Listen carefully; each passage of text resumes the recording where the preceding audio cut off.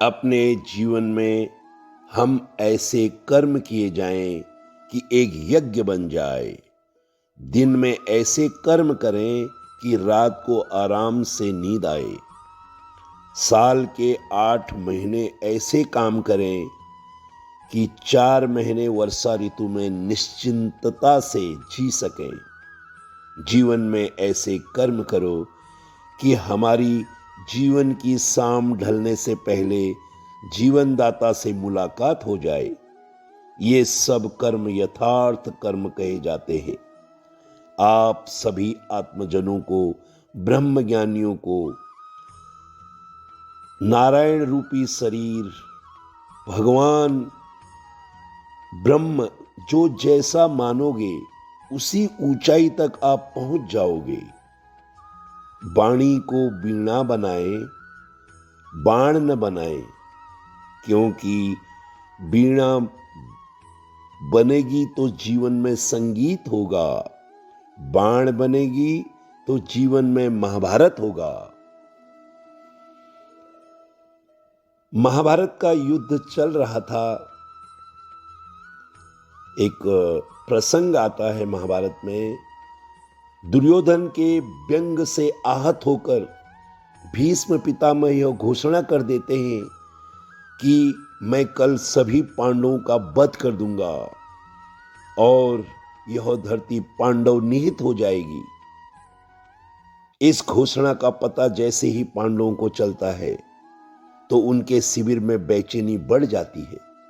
सभी चिंतित हो जाते हैं, शोक की लहर फैल जाती है, क्योंकि सभी को भीष्म पितामह के क्षमताओं के बारे में पता था। इसलिए सभी इष्ट और इस अनिष्ट की आकांक्षा से परेशान हो गए हैं। तभी भगवान श्री कृष्ण द्रौपदी से कहते हैं कि तुम अभी इसी वक्त मेरे साथ चलो। भगवान श्री कृष्ण द्रौपदी को लेकर सीधे भीष्म पितामह के शिविर में जाते हैं।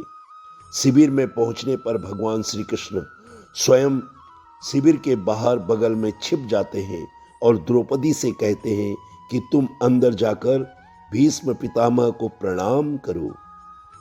जैसे द्रौपदी ने शिविर के भीतर जाकर भीष्म पितामह को प्रणाम किया तो भीष्म पितामह के मुख से द्रौपदी के लिए यह आशीर्वाद निकला, अखंड सौभाग्यवती भव। जैसे ही यह आशीर्वाद उनके मुंह से निकला, उसी क्षण भीष्म पितामह को यह स्मरण हुआ कि आज ही तो उन्होंने 5 पांडवों का वध की घोषणा कर दी थी और स्वयं ही उन्होंने द्रौपदी को अखंड सौभाग्यवती होने का आशीर्वाद दे दिया। फिर भीष्म पितामह ने द्रौपदी से पूछा, पुत्री, क्या तुम इतनी रात को यहां अकेली आई हो या तुम्हें यहां श्री कृष्ण लाए हैं? तब द्रौपदी ने कहा, जी पिताश्री, मैं श्री कृष्ण जी के साथ आई हूं और वे शिविर के बाहर ही खड़े हैं। शिविर से बाहर निकलकर भीष्म पितामह व श्री कृष्ण ने एक दूसरे को प्रणाम किया और भीष्म पितामह ने कहा, मेरे एक वचन को मेरे ही दूसरे वचन से काटने का काम केवल और केवल श्री कृष्ण ही कर सकते हैं। शिविर से वापस लौटते समय श्री कृष्ण ने द्रौपदी से कहा, तुम्हारे अभी एक बार जाकर भीष्म पितामह को प्रणाम करने से तुम्हारे 5 पतियों को जीवनदान मिल गया है। अगर तुम प्रतिदिन भीष्म पितामह, धृतराष्ट्र, द्रोणाचार्य, कृपाचार्य आदि को प्रणाम करती होती और दुर्योधन, दुशासन आदि की पत्नियां भी पांडवों को प्रणाम करती होती तो आज इस युद्ध की नौबत ही नहीं आती। जो हर घर में कलह क्लेश का वातावरण रहता है वह कहीं न कहीं इस बात के मूल जड़ से जुड़ा है कि हम अपने संस्कार आधुनिक युग में भूलते जा रहे हैं। हम जाने अनजाने में अपने बड़ों की उपेक्षा करने लगे हैं। याद रखना कि हर चीज पैसों से नहीं खरीदी जा सकती, और ये भी याद रखना कि हर बात का ज्ञान हमें किताबों से ही नहीं मिलता है। उसके लिए हमें बुजुर्गों के पास बैठना पड़ता है। शरीर की खुराक के साथ साथ हमारी आत्मा को भी खुराक चाहिए रहती है, जो संस्कारों से, अपने हमारे बुजुर्गों के आशीर्वाद से हमें मिलती है। हम आज भूलते जा रहे हैं आशीर्वाद के महत्व को। आशीर्वाद एक कवच की तरह होता है जो हर बाधा से जीवन में हमारी रक्षा करता है।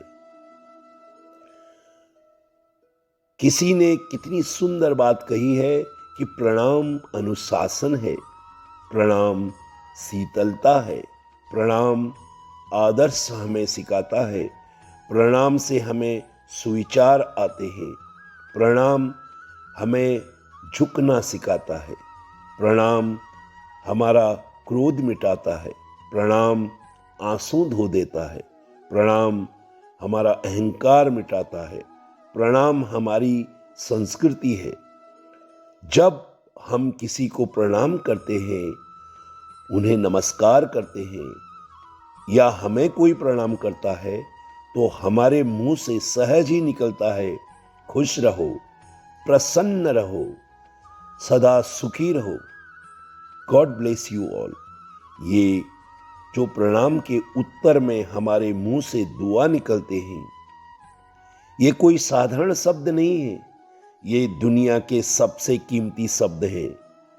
आज के इस आधुनिक युग में हम इन बातों को महत्व देना बंद करते जा रहे हैं, पर यकीन मानिए, जो प्रणाम के जवाब के रूप में आशीर्वाद हमें मिलता है या हम किसी को देते हैं, वो 100% चमत्कारिक शब्द होते हैं। वे बहुत ही कीमती शब्द होते हैं जो एक दुआ के रूप में हमारे जीवन में चमत्कार करती हैं।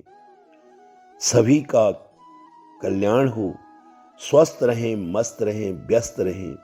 आप सभी आत्मजनों को मेरा सादर प्रणाम।